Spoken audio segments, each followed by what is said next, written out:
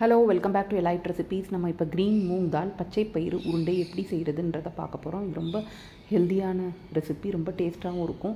நம்ம இதில் வந்து நாட்டு சர்க்கரை இல்லைனா வெல்லம் சேர்க்குறோம், அதனால் நமக்கு இது இன்னும் கொஞ்சம் ஹெல்த்தியாக தான் இருக்கும். இப்போ நான் வந்து இதுக்கு 250 கிராம்ஸ் 250 கிராம் க்ரீன் மூங் தால் பச்சை பயிறு எடுத்திருக்கேன். நல்லா பார்த்துக்கோங்க கல் டஸ்டெல்லாம் இல்லையான்னு. 50 கிராம்ஸ் ரோஸ்டட் பெங்கால் கிராம் பொட்டு கடலை எடுத்திருக்கேன். அதுவும் நல்லா சுத்தமாக க்ளீனாக இருக்கான்னு பார்த்துக்கோங்க. இதுக்கு வெல்லம் எடுத்திருக்கேன் நான் 80 கிராம்ஸ். நீங்கள் வேணால் நாட்டு சர்க்கரை 80 கிராம்ஸ் எடுத்துக்கலாம், ஏதோ ஒன்று. ஏலக்காய் கார்டமன் 10 கிராம்ஸ் எடுத்திருக்கேன். உங்களுக்கு ரொம்ப வாசம் பிடிக்கலன்னா 5 கிராம்ஸ் எடுத்துக்கோங்க. கீ நல்ல சுத்தமான இது 70 ml எடுத்திருக்கேன். ஸோ இந்த 5 இன்க்ரீடியன்ட்ஸ் தான் நமக்கு வேணும் இந்த உருண்டை பிடிக்கிறதுக்கு. இப்போ ஒரு ஃப்ளாட் கடாயில் பச்சை பயிரை ட்ரை ரோஸ்ட் பண்ணிக்கலாம். நம்ம சிம்மிலே இதை ட்ரை ரோஸ்ட் பண்ணிக்கலாம். சிம்மில் ட்ரை ரோஸ்ட் பண்ணும்போது தான் ஸ்லோவாக அப்படியே நமக்கு வந்து அந்த ஹீட் பயிரில் அப்சர்வ் ஆகும்.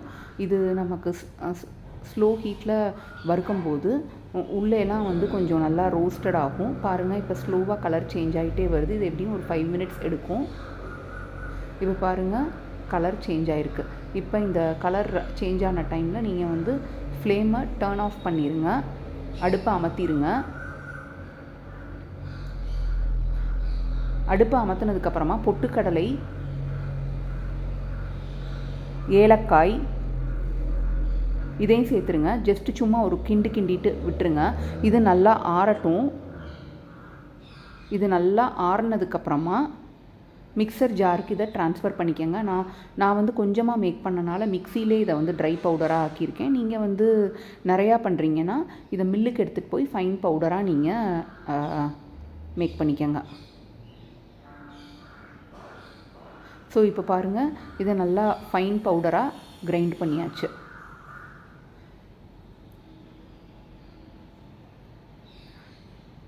இப்போ இதில் நீங்கள் வந்து நம்ம எடுத்திருக்க வெல்லம் அதையும் சேர்த்துக்கோங்க. ஜாகரி இதையும் சேர்த்துருங்க.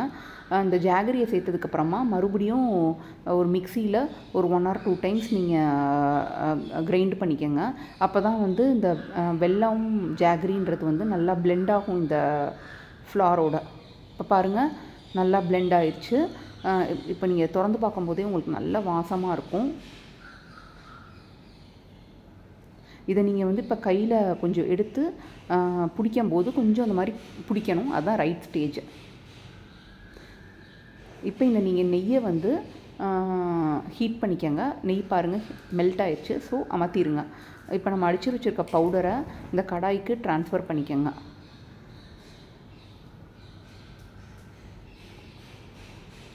ஸோ இந்த மாதிரி இருக்கணும். இப்போது நம்ம நெய்யை வந்து ஹீட் பண்ணியிருக்கோம்ல, அந்த நெய்யை வந்து அப்படியே கம்ப்ளீட்டாக ஊற்றிடாமல் இந்த மாதிரி கொஞ்சம் கொஞ்சமாக ஆட் பண்ணிக்கோங்க. கொஞ்சம் கொஞ்சமாக ஆட் பண்ணி தான் நீங்கள் நெய்யை சேர்க்கணும்.